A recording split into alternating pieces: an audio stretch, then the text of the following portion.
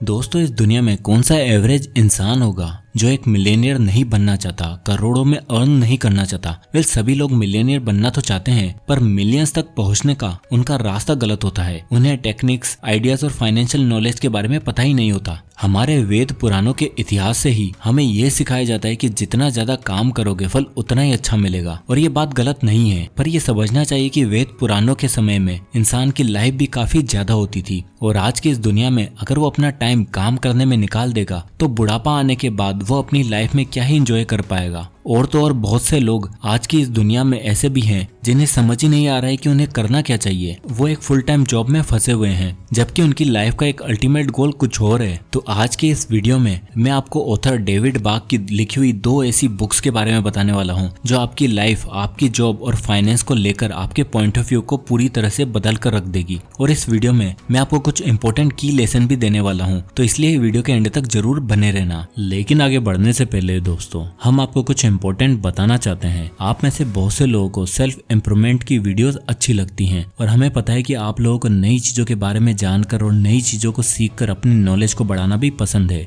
इसलिए हमने आपके लिए एक और न्यू चैनल लॉन्च किया है जिसका नाम है अपनी ग्रोथ, जिस पर आपको माइंडसेट, साइकोलॉजी और फैक्ट से रिलेटेड अमेजिंग नॉलेजेबल वीडियोस मिलने वाली हैं, जिससे आपकी नॉलेज और भी बढ़ेगी। तो प्लीज हमारे इस न्यू चैनल को सब्सक्राइब करें और बहुत सारा लव एंड सपोर्ट शो करें। तो हमारे न्यू चैनल की लिंक आपको डिस्क्रिप्शन बॉक्स में और फर्स्ट कमेंट में मिल जाएगी। तो प्लीज हमारे नए चैनल को जरूर सब्सक्राइब करें। तो दोस्तों, डेविड एक जाने माने फाइनेंशियल एक्सपर्ट, टेलीविजन पर्सनैलिटी और वर्ल्ड के one of the best selling author हैं। डेविड ने 13 से भी ज्यादा बुक्स लिखी हैं, जिनमें से 9 बुक्स बेस्ट सेलर गई हैं। और आज हम डेविड की ही 2 बुक्स, द लाटे फैक्टर और द ऑटोमेटिक मिलेनियर की समरी और उनसे कुछ रिलेटेड स्टोरीज के बारे में जानने वाले हैं। तो बात ये book number 1, the latte factor, story of जोई। दोस्तों, द लाटे फैक्टर एक फिक्शनल बुक है जिसके फिक्शनल कैरेक्टर्स की मदद से ऑथर डेविड बाक हमें ये बताते हैं कि कैसे आप एक लाटे कॉफी के जितना अमाउंट सेव करके रिच बन सकते हो। और ऐसा ही कुछ होता है हमारी कैरेक्टर जोई के साथ। तो दोस्तों, जोई अमेरिका के ब्रुकलिन शहर में रहने वाली 27 साल की एक लड़की है। जोई एक ट्रेवल मैगजीन में वेल पेइंग जॉब करती है, पर ब्रुकलिन जैसी महंगे शहर में रहने की वजह से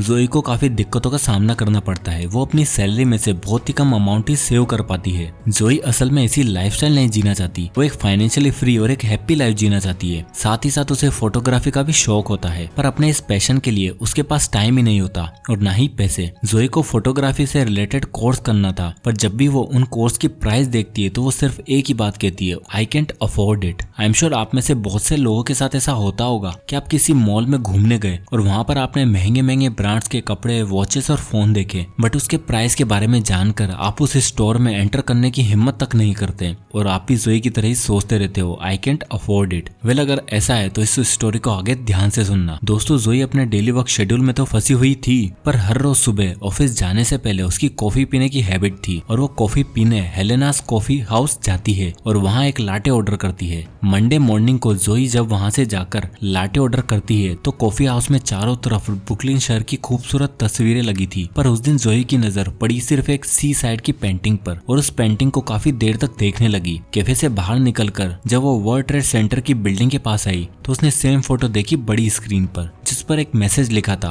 if you don't know where you are going you might not like where you end up. और ये कोड जोई के दिमाग में स्ट्राइक हुआ, तो उसने सोचा कि वो लाइफ में क्या कर रही है, कहाँ जा रही है और असल में वो क्या करना चाहती है। ऑफिस में भी जोई सारा दिन उस पेंटिंग के बारे में सोचती रही, और जब उसने अपनी एक कलीग को उस पेंटिंग के बारे में बताया तो उसने जोई को सजेस्ट किया कि तुम उस शॉप के ओनर हेनरी से जाकर बात क्यों नहीं करती, शायद वो तुम्हें वो पेंटिंग दे दे। अपनी फ्रेंड बारबरा की बात मानकर जोई अगले दिन फिर हेलेनास कैफे जाती है, और वहाँ उसे पता चलता है कि वहाँ का बरिस्टा ही कॉफी हाउस का मालिक हेनरी है। जोई फिर से उस पेंटिंग को देखती है, पर उसके नीचे प्राइस टैग लगा होता है $1200 का। जोई फिर कहती है, आई कैंट अफोर्ड इट, क्योंकि ब्रुकलिन में रहने वाली एक लड़की जो महीने की मुश्किल से $100-200 सेव करती है, वो कहाँ से एक $1200 की पेंटिंग अफोर्ड कर पाएगी। अब जोई इतनी देर से उस पेंटिंग को देख रही होती है कि हमारे ओल्ड मैन मिस्टर हेनरी बोलते हैं कि तुम इसे खरीद क्यों नहीं लेती। जोई बोलती है कि मैं इतना पैसा एक साथ पे करना अफोर्ड नहीं कर सकती। इस पर हेनरी बोलते हैं कि अगर तुम $5 की रोज लाटे अफोर्ड कर सकती हो तो तुम ये पेंटिंग भी अफोर्ड कर सकती हो। ये चीज जोई के दिमाग में स्टक कर गई और वह मिस्टर हेनरी से कुछ फाइनेंशियल टिप्स लेने लगती है। अब इस पर मिस्टर हेनरी जोई को कंपाउंडिंग के बारे में बताते हैं कि अगर तुम रोज सिर्फ $5 की लाटे जितना भी पैसा सेव करती हो तो एक साल बाद 10% को कंपाउंड इंटरेस्ट से तुम्हारे पास $1885 हो जाएंगे, जिससे तुम ये पेंटिंग आसानी से अफोर्ड कर सकती हो। और अगर तुम ये स्ट्रेटेजी अगले 40 साल तक के लिए फॉलो करती हो तो तुम्हारे पास कंपाउंड होकर $1 मिलियन हो जाएंगे।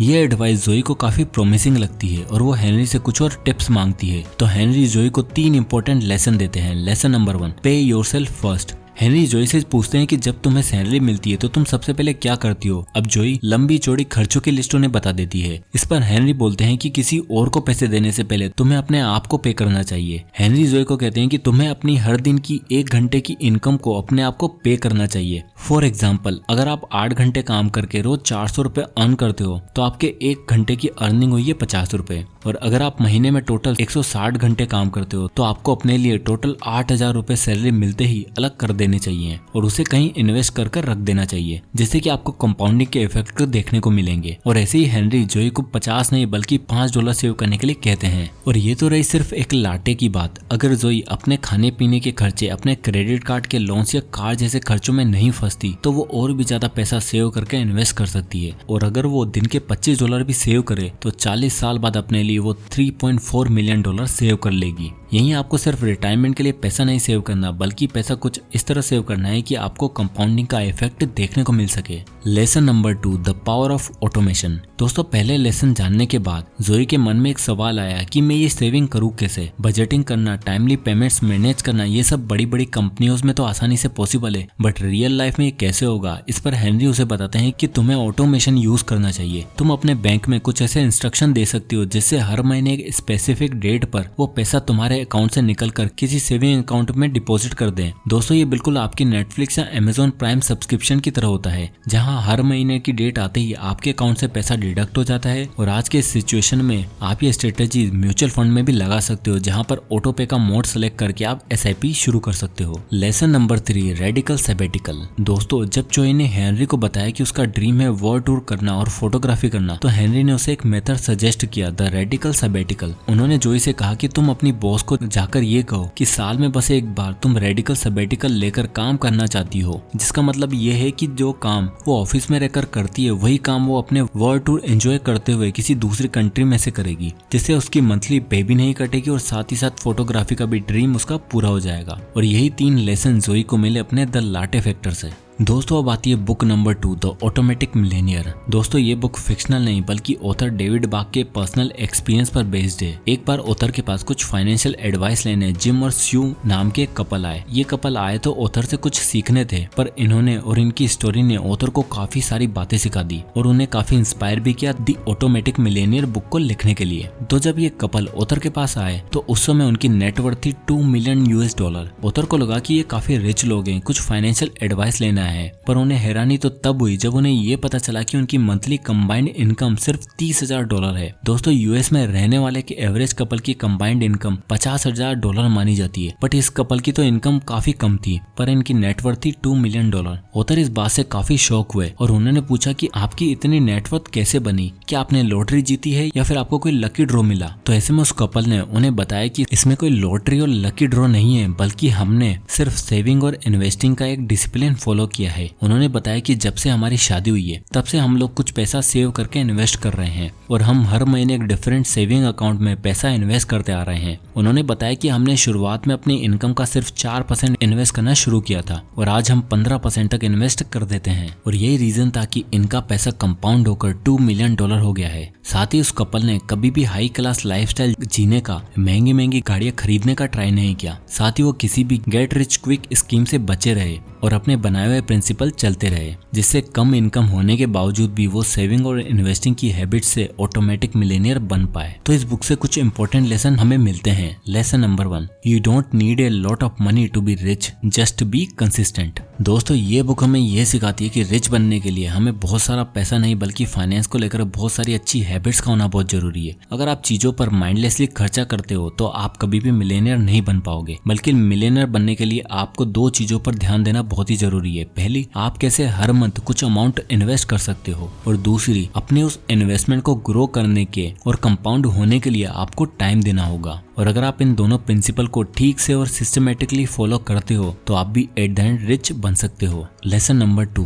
Bye a house instead of renting it. दोस्तों जब ऑथर उन जैसे कपल पर ही रिसर्च कर रहे थे तब उन्हें पता चला कि मोस्टली कपल जो रिच हैं उनका मानना है कि सबके पास अपना घर होना चाहिए instead of renting A apartment. ऐसा क्यों है, आइए इसे एक एग्जांपल से समझते हैं। तो मान लो कि मिस्टर ए ने एक अपार्टमेंट एक्वायर किया जिसको उन्होंने लोन पर लिया है, और उस लोन की पेमेंट के लिए मंथली इंस्टॉलमेंट फिक्स कर ली है जिसका एंड पीरियड है 10 साल। वहीं दूसरी तरफ मिस्टर बी ने सेम सोसाइटी में एक अपार्टमेंट रेंट किया है जिसका रेंट है 20,000 रुपए महीना, और इससे होगा ये कि 10 साल बाद इंस्टॉलमेंट पे करने के बाद मिस्टर ए को जो मिलेगा वो होगी घर की कंप्लीट ओनरशिप। वहीं दूसरी तरफ मिस्टर बी 10 साल तक रेंट पे करने के बावजूद भी घर के ओनर कभी नहीं कहलाएंगे। इसलिए ऑथर हमें सजेस्ट करते हैं कि हमें हो सकता है कि जल्दी से जल्दी खुद का घर लेना है, जैसे आप अगर कोई इंस्टॉलमेंट या अमाउंट पे करो तो बदले में आपको घर की ओनरशिप मिले जो कि रेंट से पॉसिबल नहीं है। Lesson number 3, create an emergency fund. तीसरा और आखिरी सबसे इम्पोर्टेंट लेसन जो हमें इस बुक से मिलता है वो है इमरजेंसी फंड। ऑथर हमें कहते हैं कि अगर आप अपने घर परिवार में सिर्फ अकेले कमाने वाले हो तो आपके पास एक इमरजेंसी फंड होना चाहिए, जिससे कि अगर फ्यूचर में कोई अनसर्टेनिटी आती है तो आप उन पैसों को अपनी फैमिली की जरूरतों के लिए यूज कर सको। इसके लिए ऑथर हमें कहते हैं कि आपको अपने टोटल मंथली एक्सपेंसेस को 12 से मल्टीप्लाई करके जो अमाउंट आ रहा है एटलीस्ट उतना सेव करके रखना चाहिए,